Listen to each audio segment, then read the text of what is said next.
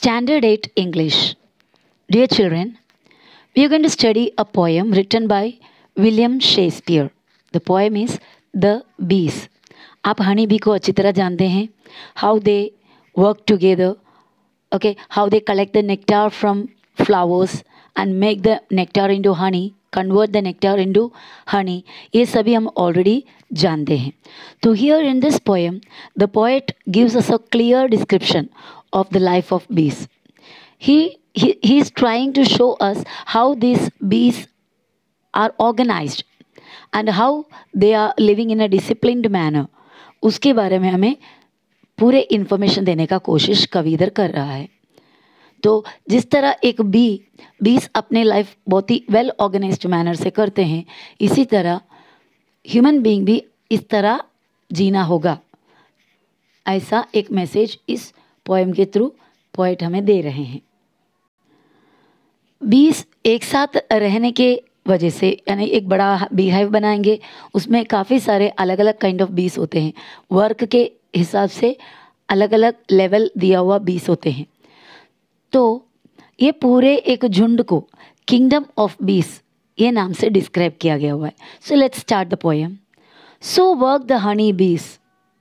हनी बीस कितने मेहनती है, कितने वर्क करते हैं. Creatures that by a rule in nature teach the art of order to a peopled kingdom.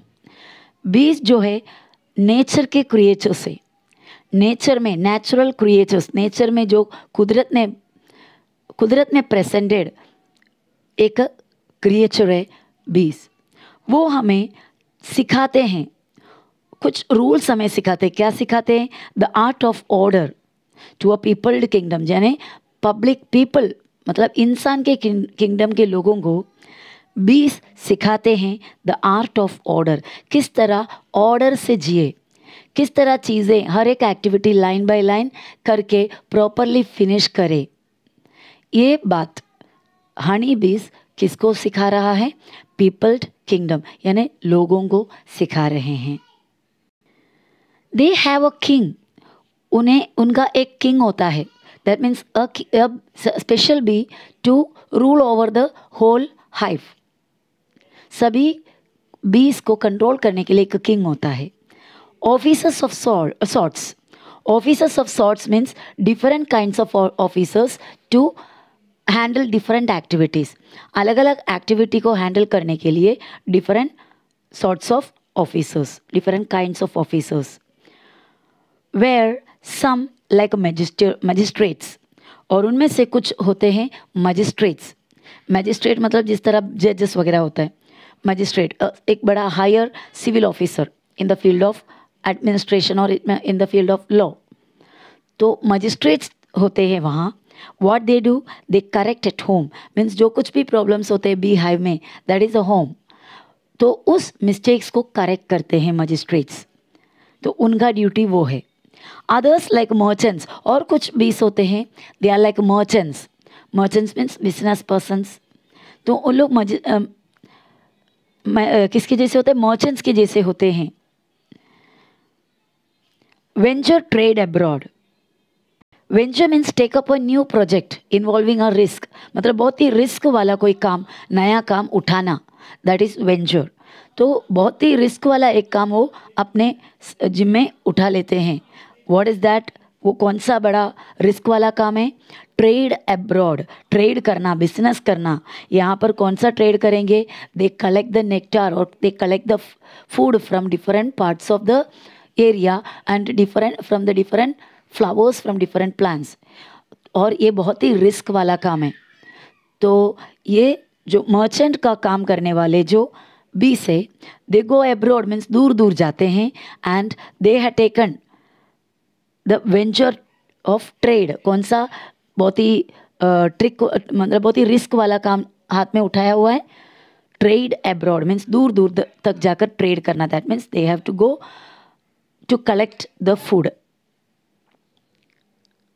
Others like soldiers, और कुछ बीस होते हैं जो सोल्जर्स की तरह है. They are just like army, armed in their stings. इनके पास आर्म्ड यानी हथियारे कौन से होते हैं? Their stings. उनका जो स्टिंग यानी जिस बॉडी पार्ट से वो डंग मारते हैं उसको बोलते हैं, वो बॉडी पार्ट को कहते हैं sting. It's just like a needle, बहुत ही बारीक नीडल जैसा। तो उनके पास स्टिंग होता है किसी लिए, अटैक करने के लिए। They are like soldiers. Make boot upon the summer's velvet birds. Make boot, यहाँ पर मेक बूट अपॉन मतलब बिगिन टू कलेक्ट अराउंड, हर जगह में जाकर कलेक्ट करना।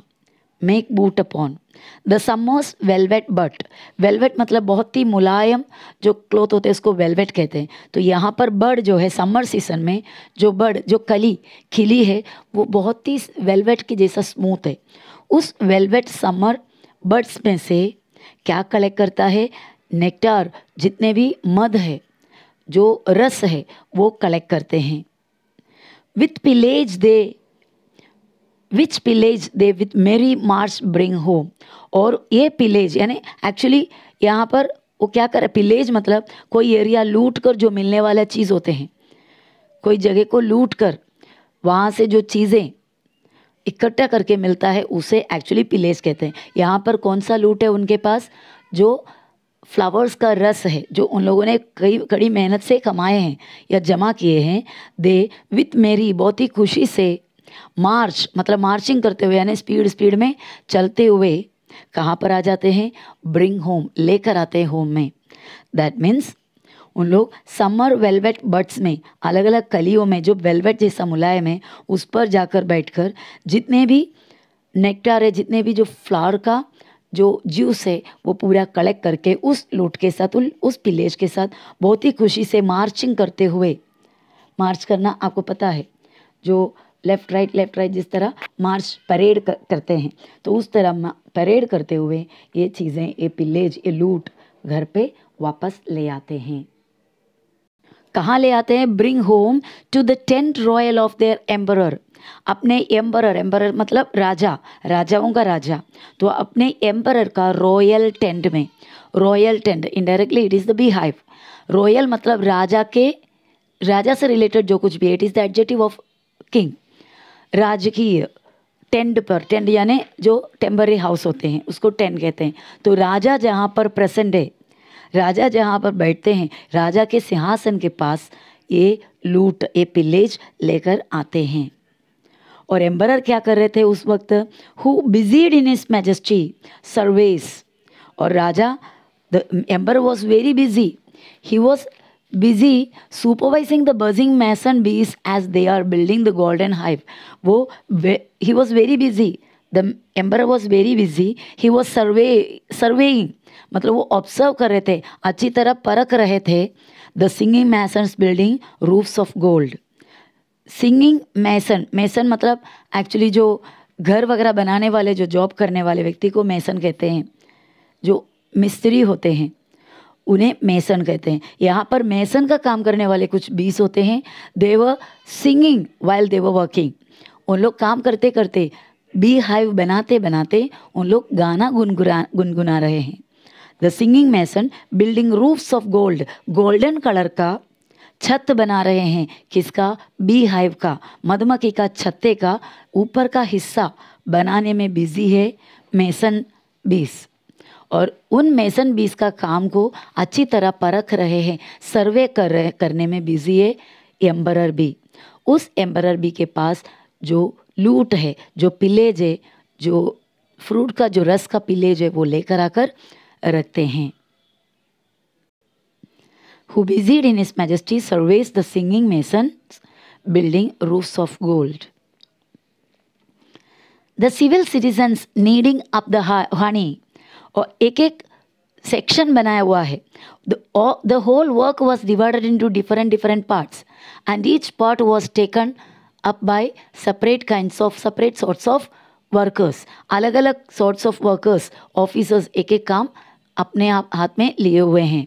तो यहाँ पर सिविल सिटीजन यानी आम जनता में से कुछ लोग, they were kneading up the honey. Honey flower में से डायरेक्ट कलेक्ट करके नहीं मिलते। They collect the nectar from the flowers. After that with some process, कुछ प्रोसेस खुद करके ये नेक्टार को हनी में कन्वर्ट करते हैं। So the civil citizens of the bees were kneading of the honey. Kneading means mixing in the proper way. जिस तरह हम आटा वगैरह पानी डालकर गूंदते हैं उसको नीडिंग कहते हैं। तो ये जो हनी है उसको प्रॉपरली नीडिंग कर रहे थे civil citizens. The poor mechanic porters crowding in the heavy burdens at his narrow gate. और पुअर मैकेनिक पोर्टर, पोर्टर मतलब जो बोझ उठाकर लेकर आने वाला, बेचारे पोर्टर बीस, पुअर मैकेनिक पोर्टर्स, क्राउडिंग मतलब वो जमा कर रहा है, जमा हो रहा है या बहुत ही क्राउड कर रहा है इन देयर हेवी बर्डन्स, अपने इतने बड़े बोझ को लेकर एट इस नैरो गेट। ये बी हाइव का नैरो गेट, कम चौड़ा गेट के वहाँ मैकेनिक पोर्टर या गरीब मैकेनिक पोर्टर बीस क्या कर रहे हैं, ये बोझ लेकर आए हैं। The sad eyed justice with his surly hum, और दूसरा जो जस्टिस देने वाला जो बी है, सैड आइड यहाँ पर दुखी नज़रों से नहीं, with a serious look, with his surly हम, हमिंग करना यानी जो बी का जो स्लोली निकालने वाला जो कंटिन्यू निकालने वाला जो आवाज़ होते हैं करके कंटिन्यू एक आवाज़ निकालते रहते हैं, that is the humming. Surely यानी बैड टेम्पर्ड या शॉर्ट टेम्पर्ड, बहुत ही गुस्सा, सडन गुस्सा होने वाला जो जस्टिस देने वाला बी है। He was delivering over to executors pale the lazy yawning drone. जो ड्रोन बी है, ड्रोन मतलब बहुत ही लेजी बी,